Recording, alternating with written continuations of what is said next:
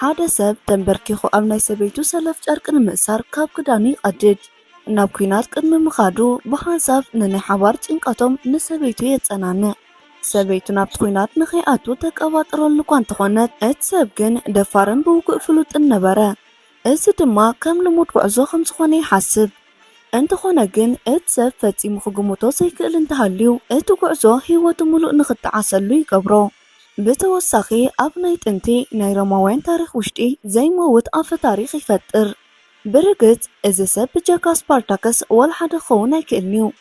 እቲ ናይ ኣረይና ኣምላኽ ንሱ ጥራሕ በይኑ ንሙሉእ ናይ ሮማ ግዝኣት ንምግልባጥ ቀሪቡሎ። እዚ ካብ ብዙሓት ኣድናቖት ዘትረፈ ተፈታዊ ተኸታታሊ ፊልም ናባኹም ክነብሎ ኢና ምሳና ጽንሑ። ኣብ መበል 73 ክፍለ ዘመን ሰራዊት ሮም ናብ ግሪክ ዝለዓለ ወፍሪ ይጅምር። እኹል ብዘይኮነ ናይ ውግእ መሳርሒ ምኽንያት ናይ ሮማ ጀነራል ክላቨር መንገዶም ንዘለዉ ንኣሽቱ ናይ ትሬሻውያን ጎሳ ነቲ ኩናት ክጽንበርዎ ይእምኖም። ስፓርታከስ ድማ ካብኦም ሓደ ነበረ። ስፓርታከስ ነቶም ኣረሜናውያን ጸላቶም ንምጥፋእ ክሳብ ዝሓገዙና ምስ ሮማውያን ክንጽንበር ኢና ኢሉ ሓሳቡ ኣቕረበ። እቶም ኣረሜናውያን ብዙሕ ግዜ ንናይ ትሬሻውያን ኣዋልድ ይደፍሩን ንህፃውንቶም እውን ብጭካኔ ይቐትሉ። በዚ ህይወት ትሬሻውያን ይሕዝን ነበረ። ግላቨር ንናይ ስፓርታከስ ሕቶ ብዘይወል ሓደ ሰጋጋእ ተቐበለ። ስፓርታከስ ምስ ሰበይቱ ሱራ ናይ ስንብት ምሸት ድሕሪ ምህላፎም ናብ ናይ ኩናት ሜዳ ይኸይድ። ሱራ ግን ተጨኒቓ ነበረት። ምኽንያቱ ንሳ ሕማቕ ሕልሚ ቅድሚታ ዝሓለፈት ለይቲ ይርኢ ኣላ። ስፓርታከስ ግን ብኸምዚ ዓይነት ነገር ኣይኣምንዩ። ባዕሎም ንባዕሎም ካብ ጭንቀት ንምጽንናዕ ንሰበይቱ ጨርቂ ኣስረላ። ሱራ ድማ ንናይ ሰብኣያ ውሳነ ሪኣ ብምቅብጣር ጥራሕ ትሪኦ። ድሕሪ ምስንባቶም ስፓርታከስ ናብቲ ኩናት ንምኻድ ዘይሽበር ነበረ። እንተኾነ ግን ናብ ነብሲ ወከፍ ኩናት ትሬሻውያን ጥራሕ ይኣትዉ ነበሩ። ሮማውያን ግን ብኸፎም ጥቕሞም ይረኽቡ ነበሩ።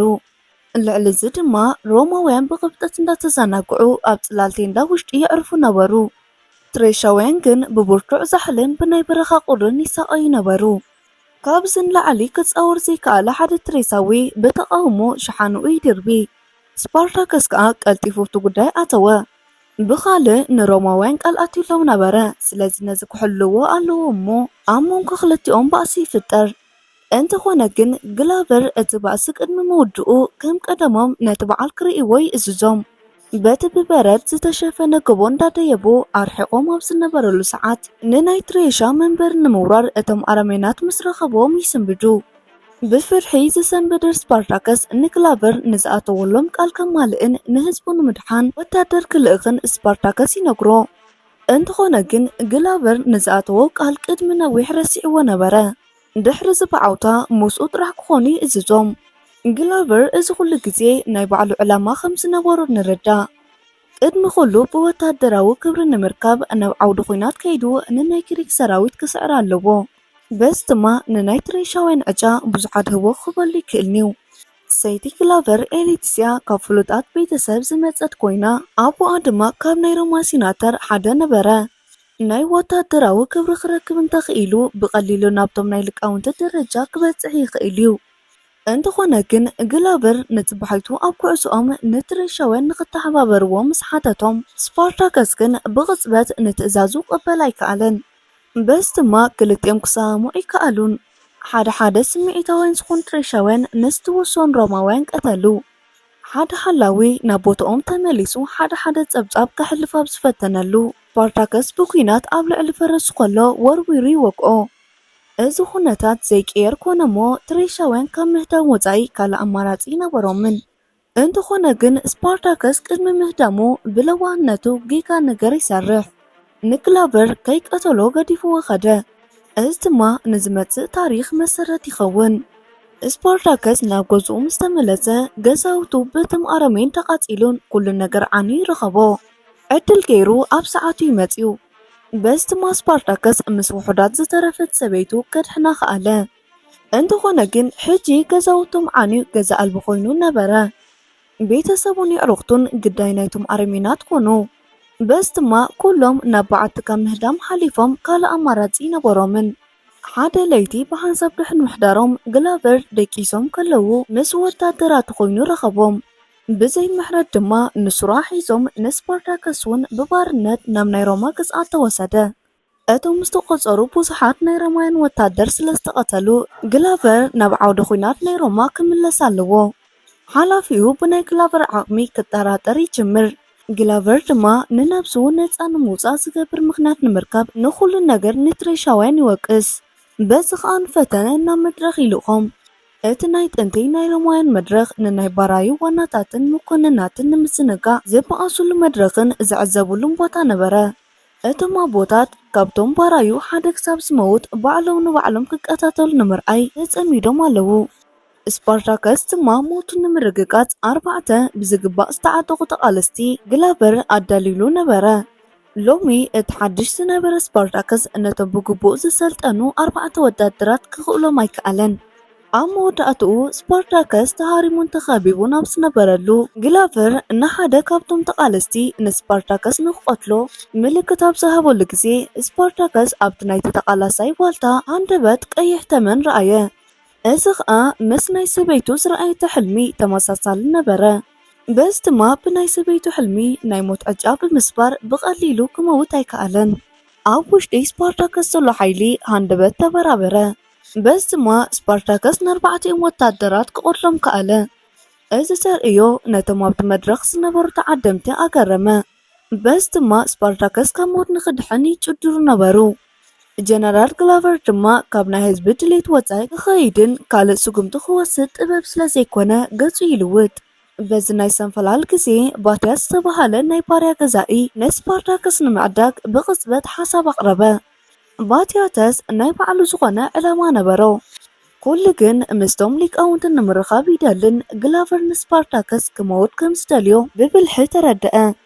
ግን ሕጂ ብዘሎ ኩነታት ናይ ስፓርታከስ ሞት ዘይከኣል ነበረ። ንስፓርታከስ ገዚኡ ብትእዛዙ ንክመውት እንተተጣዒሙሉ ቀሊል ስራሕ ይኸውን። እዚ ከዓ ናይ ግላቨር ድሌት ይመልእ እምበር ካብ ናይ ህዝቢ ድሌት ወፃኢ ኣይከውንን። ግላቨር ንዘሎ ኩነታት ርኡ ፈቲኸ ይፈተወ ንስፓርታከስ ካብ ሞት ይቕሪታ ይገብረሉ። ስለዚ ናይ ስፓርታከስ ዕጫ እንታይ ይኸውን?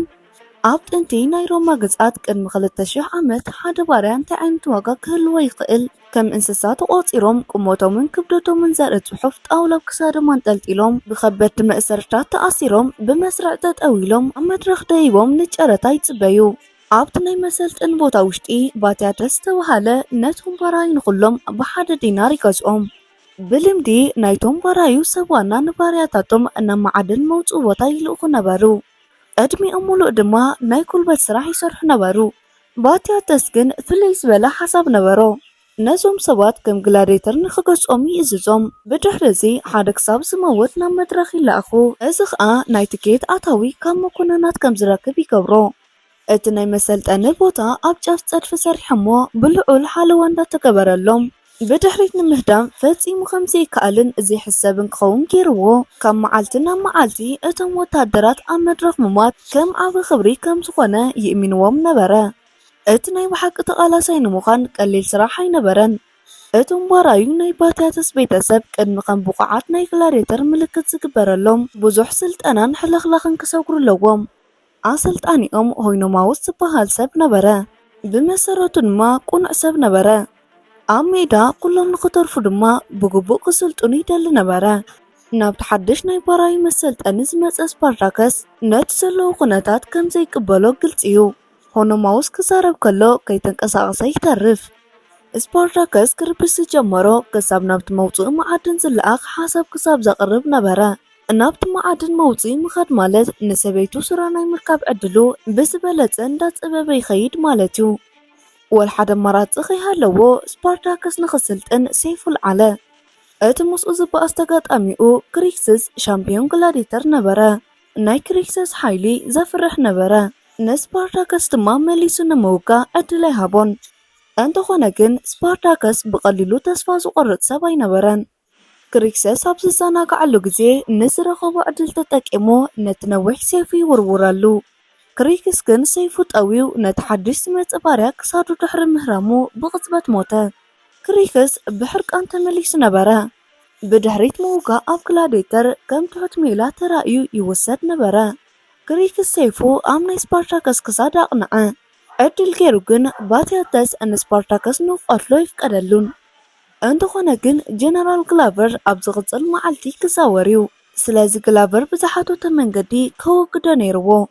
ኣብ ናይ ምሳኽ ሰዓት ስፓርታከስ ካብ ኩሎም ተነፅሎ ይገጥሞ። እቲ ምግቢ ዝዕድል ዝነበረ ሰብ ኮነ ኢሉ ነቲ ምግቢ ኣብ መሬት ኣፍሰሰሉ። በስ ድማ ንስፓርታከስ ሓደ ሰብ ጥራሕ ዝተረድኦ ይመስል። ናይቲ ሰብ ሽም ቫሮ ነበረ። ኣብ መጀመርያ ቫሮ ኣብ ሮማ ነፃ ሰብ ነበረ። እንተኾነ ግን ቫሮ በዝነበሮ ናይ ቁማር ዕዳ ቤተሰቡ ኣብ ሽግር ንዘይምእታው ዕድኡ ንኸይስከምሉን ንባዕሉ ናብ ባርነት ሸጠ።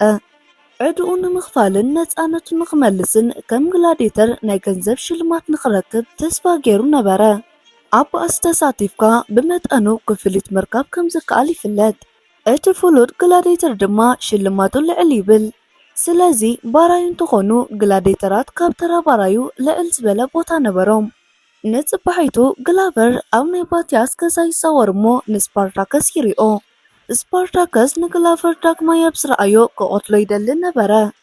እንተኾነ ግን ኣብቲ ግዜቲ ሰበይቱ ኣበይ ከም ዘላ ክፈልጥ ደሊ ነበረ።